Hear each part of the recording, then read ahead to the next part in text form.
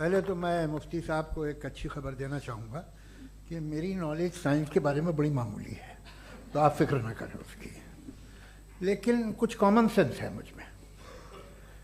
देखिए, ये खुदा का तस्वुर कोई नया तस्वुर नहीं है, ये सदियों से रहा है। ये कुछ रिलीजन 3000 साल पुराने होंगे, 4000 साल पुराने होंगे, लेकिन इंसान कोई 10,000 12,000 साल से एग्जिस्ट करता है होमोसेपियन की शक्ल में, और हमेशा कुछ ना कुछ मज़हब रहे। ये मज़हब जाहिलों के नहीं थे, ये मज़हब एक ऐसी ग्रीक सोसाइटी के थे जहाँ बड़े बड़े फिलोसफर्स पैदा हुए। ये मज़हब इजिप्शियंस के थे जिन्होंने पिरामिड्स बनाए थे। ये रोमन्स के थे कि जिनका आर्किटेक्चर और सेनेट यानी पहली बुनियाद डेमोक्रेसी की लिमिटेड थी, मगर डेमोक्रेसी थी, ये उन लोगों ने किए थे। तो इनका जो जुपिटर था, रा था, ज़्यूस था, उन्हें उस पर इतना ही एतमाद था जितना आज किसी मजहबी आदमी को अपने खुदा पे होगा। क्रिश्चियनिटी आने से पहले यूरोप में एक मज़हब था, जर्मेनिक रिलीजन। उसका एक खुदा था, उसकी एक बीवी थी, उसके 2 बेटे थे, एक बेटी थी। फिर जर्मनी में जब यूरोप में क्रिश्चियनिटी आई तो वो खुदा, उसकी बीवी और पूरे ख़ानदान चला गया। तो हमने, अगर हम हिस्ट्री देखें तो खुदा जो हैं वो ज़्यादातर फ़नी है, वो हमेशा रहे नहीं। और वो जो लोग इन्हें मानते थे उनको आप कहें वो तो जाहिल थे, उन्हें तो कुछ पता ही नहीं था, ऐसा नहीं है। वो अपने वक्त में बड़े काबिल लोग थे और अपने वक्त में उन्होंने बड़े बड़े काम किए हैं, फिलोसफर्स थे, साइंटिस्ट थे, लेकिन उनका मज़हब कहाँ गया, उनके खुदा कहाँ गए? आज जो खुदा हैं दुनिया में लोग उन्हें मानते हैं। आपको क्या मालूम कि कितने बरसों के बाद क्या होने वाला है? हम यूरोप में देखते हैं तो चर्च खाली हैं। तो वक्त के साथ चीज़ें बदलती हैं। जहाँ तक इसका ताल्लुक़ है मज़हबों का, हर मज़हब आपसे एक चीज़ मांगता है, फेथ। ये फेथ क्या चीज़ होती है? What is the difference between faith and belief? ये तो बहुत ही अहमखाना बात होगी कि कोई आदमी कहे साहब अगर खुदा है तो मुझे दिखाइए। ये तो जाहिलाना बात हुई। मैंने तो नॉर्थ पोल नहीं देखा है, मगर मैं मानता हूँ कि नॉर्थ पोल है। मैं क्यों मानता हूँ? इसलिए कि अगर ये दुनिया राउंड है तो उसका कोई टॉप होगा। कुछ लोग हैं जो वहाँ गए भी हैं, कॉमन सेंस कहता है कि ऐसा होगा, सबूत है, गवाह है, रीज़न है। तो ये मेरा फेथ नहीं है। तो फेथ में और बिलीफ में डिफरेंस क्या है? जो मज़हब मांगता है आपसे, हर मज़हब फेथ मांगता है। फेथ का मतलब ये है कि ना कोई गवाह हो, ना कोई सबूत हो, ना कोई रैशनल हो, ना कोई लॉजिक हो, ना कोई प्रूफ हो, मगर तुम एक बात को मानो। ये है फेथ। वरना बिलीफ होता। अगर इसमें कुछ भी सबूत होते, गवाह होते, तो फिर इसे आप बिलीफ कहते। जैसे मेरा बिलीफ है कि नॉर्थ पोल है, मेरा फेथ थोड़ी है। फेथ इन तमाम शर्तों को रद्द करता है। तो फिर स्टुपिडिटी क्या है? अगर मैं एक बात ऐसी मानूं जिसकी ना कोई लॉजिक है, ना कोई रैशनल है, ना कोई प्रूफ है, ना कोई गवाह है, ना कोई सबूत है, और मैं उसे मानूं, तो ये स्टुपिडिटी हुई। इसे ही भाई कल को मैं यकीन कर लूं कि एलोन मस्क जो है मेरा भाई है, तो मुझे इंतहाई खुशी होगी, सुकून भी बहुत मिलेगा मुझे। लेकिन और कहे भाई क्यों मानते हो, क्या सबूत है? भाई वो तो अमेरिकन है और तुम तो इंडियन हो, वो तो नस्ल लगे, तुम्हें कभी मिले भी नहीं। साहब देखिए, मेरा फेथ है, इस पर बात ना किया। फेथ का मतलब ही यह है कि आप प्रूव नहीं कर सकते। अगर आप प्रूव कर सकते हो तो फेथ की जरूरत ही नहीं, फिर तो आप बात करेंगे, आप कितनी बहस कर लीजिए। अल्टीमेटली दुनिया का हर मजहब फेथ पे टिका है, और फेथ का मतलब है एक ऐसा यकीन जिसका कोई सबूत, कोई गवाह, कोई रैशनल नहीं। अब आप ये कहें, क्या आप ये क्यों कह रहे हैं कि साहब ये कायनात किसने बनाई? कमाल ये है कि आपने बताया कि एक आइलैंड पर गए और एक बॉल देखी। आपने ये नहीं कहा कि आइलैंड किसने बनाया, आपको सिर्फ बॉल पे हैरत हुई। हमने आइलैंड पे हमने हैरत नहीं की, होते हैं आइलैंड। इसी तरह ये आइलैंड है, सितारे, ये गैलेक्सीज, ये सब आइलैंड हैं, खला में। हम उन्हें टेकन फॉर ग्रांटेड लेते हैं, हम पूछते नहीं कैसे बनाए। आपने जजीरे के बारे में भी नहीं पूछा है।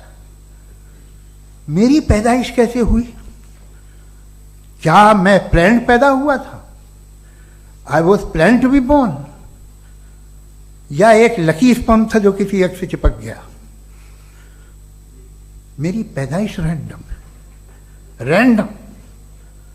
और इंसाफ जिसे आप कहते हैं, इंसाफ का तो नेचर से कोई वास्ता ही नहीं। जो आप कहते हैं कि एक दिन इंसाफ मिलेगा, इंसाफ is a human concept, nature में कोई इंसाफ नहीं। अगर शेर हिरन को खा जाता है तो उसे कोई सजा नहीं मिलती। अगर एक आंधी आती है और हरे भरे पेड़ों को उखाड़ के फेंक देती है तो आंधियों की जेल नहीं होती है। नेचर में इंसाफ नहीं, इसलिए मुझे नेचर को इंसाफ की जरूरत भी नहीं। नेचर तमाम एक है। अब हम कहें कि साहब ये देखिए जो मैंने खाना खाया था, ये मेरी आंख तो नहीं यूं कर दिया उसे, तो इसे सजा मिलनी नहीं, वो सिस्टम है, ऐसे ही चल रहा है। नेचर बगैर इंसाफ के है। इंसाफ इज अ ह्यूमन कॉन्सेप्ट। तो जो आपसे कहता है कि मैं तुम्हें इंसाफ दूंगा, वो इंसानी जहन की पैदावार है।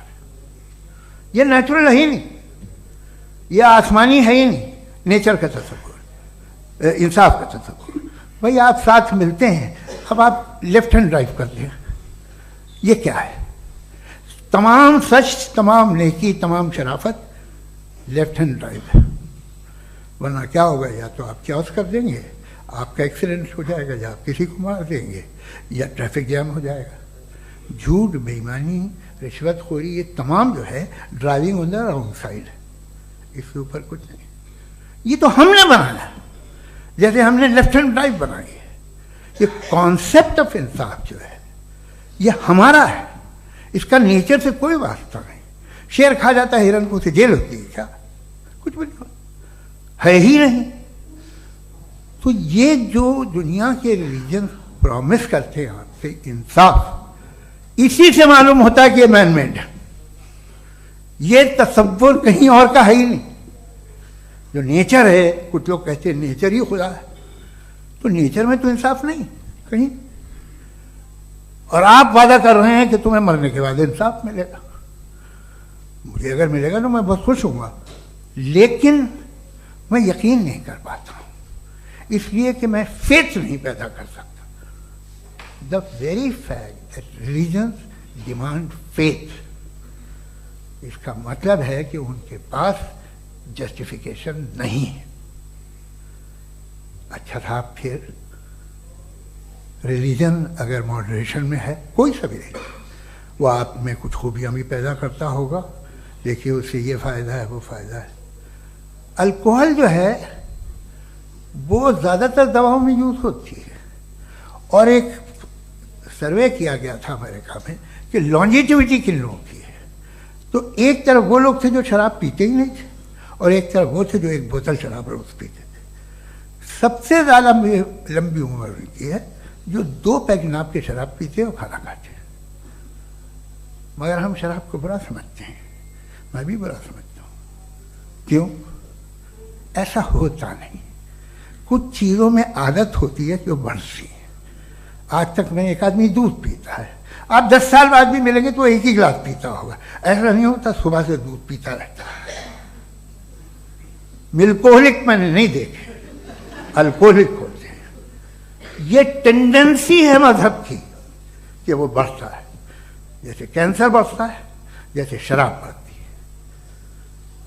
कुछ लोग होंगे जो उसे सही तरह से यूज़ करते हैं।